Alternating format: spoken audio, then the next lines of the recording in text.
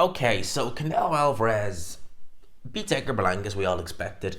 12 round unanimous decision. Now, I did think that this fight would end inside the distance, and there were times in the fight where, not just with the knockdown, but there was times where I looked at Berlanga when he was in the corner, what the corner was saying, and I was thinking, are they going to stop that fight?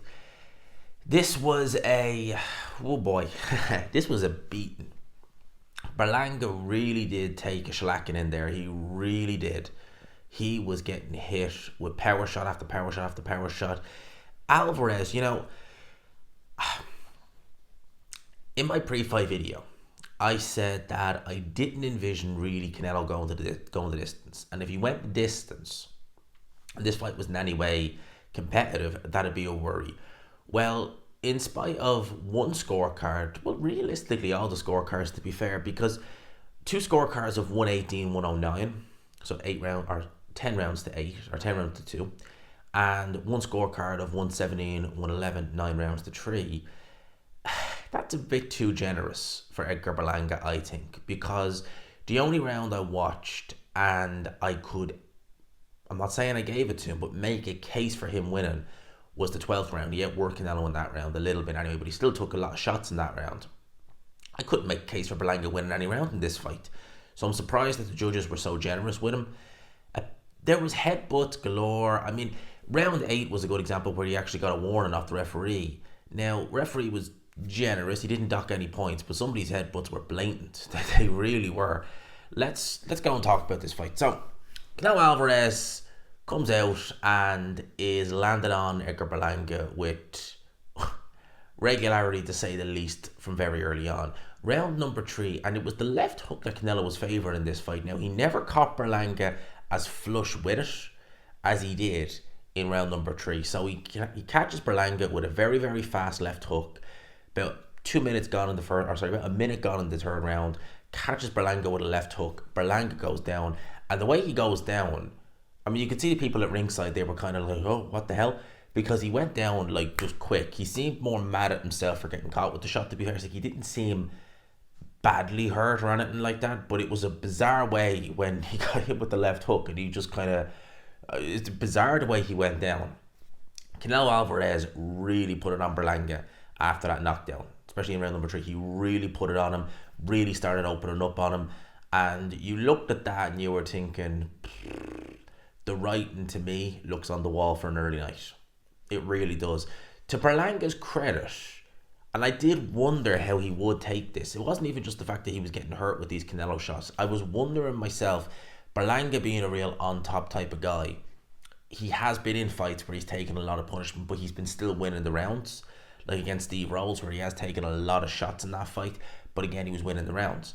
I wondered how would he react to being in there with someone like Canelo, who's accurate, who's hitting him, who's hurting him, and he's not winning any of the rounds. And to be honest with you, Berlanga, I don't want to say like, like the way they do like on Sky sometimes, where like, well, it's the showing up, it's the heart. No, the guy took a beating, but he surprised me with how much he was willing to take.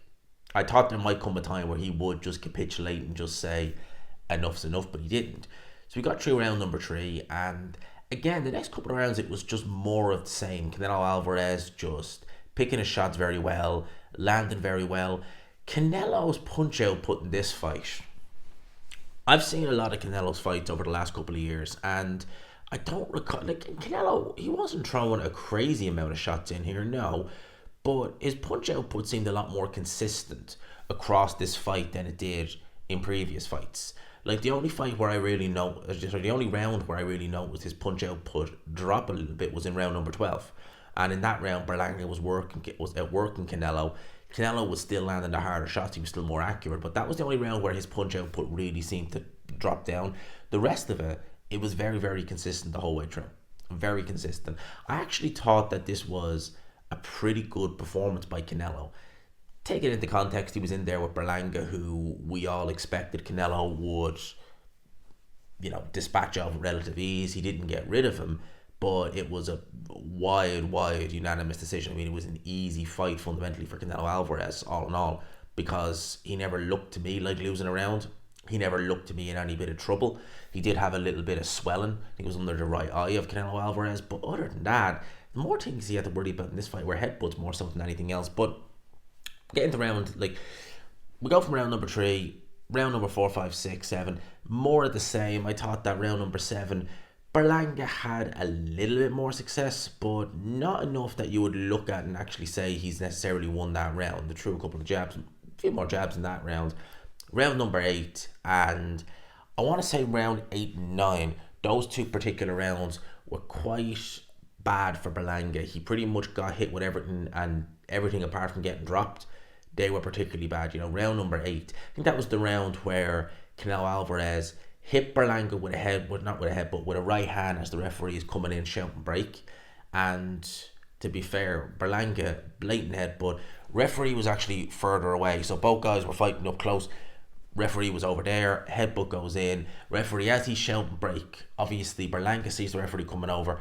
He kind of just stops. Canelo Alvarez lands a right hand in then. Not much the referee could have really done in that regard because, again, he was coming from far back. Berlanga obviously was the one who let his guard down.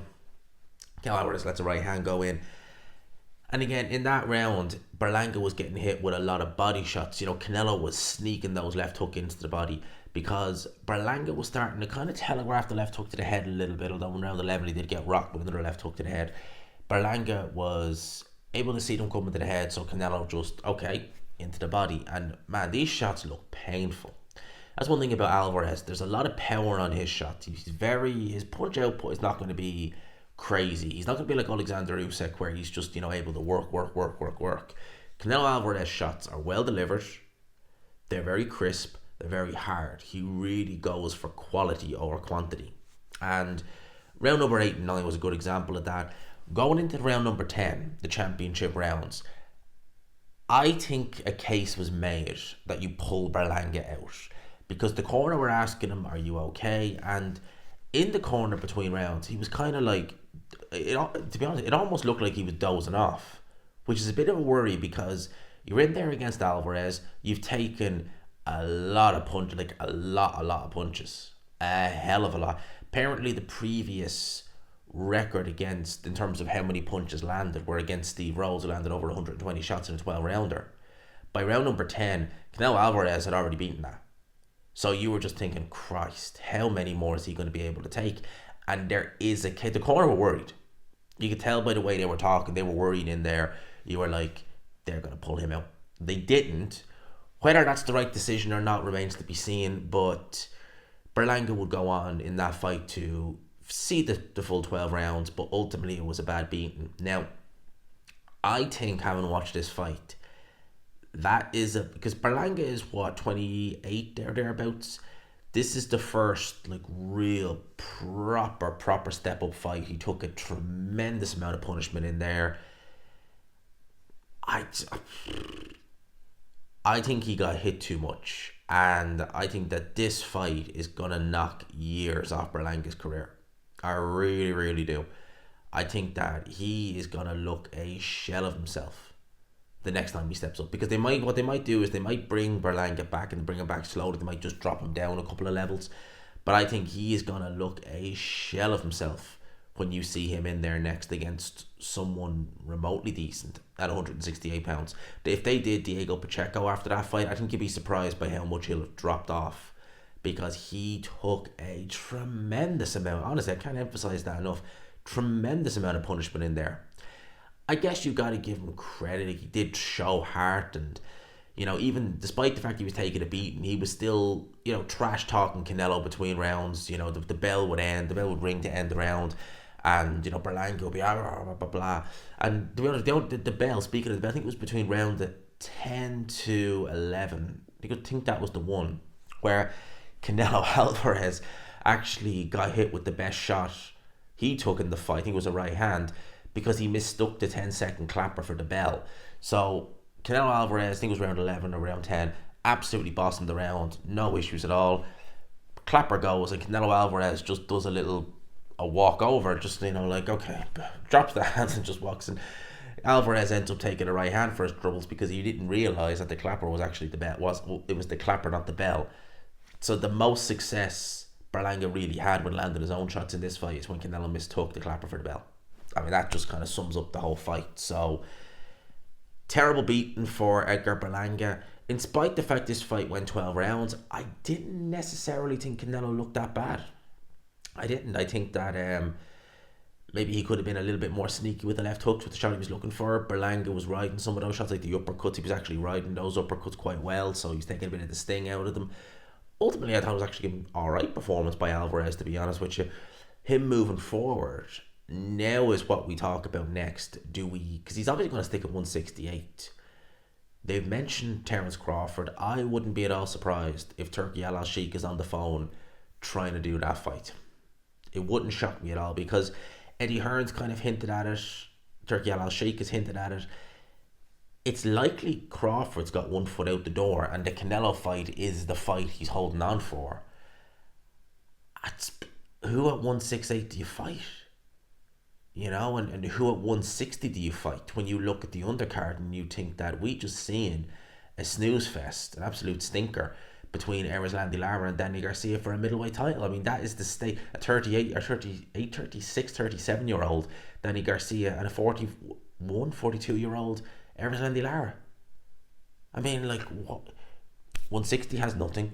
168 Canelo's cleaned that out, and what's remaining, we don't really know. I mean, what do you do if you're Crawford or Canelo? So let's wait and see what happens there. Those are my thoughts on the fight. Let me know yours in the comment section below. Hope you enjoyed the video, people. Smash the like button if you could. Hit subscribe, of course, as always, if you haven't already. Peace.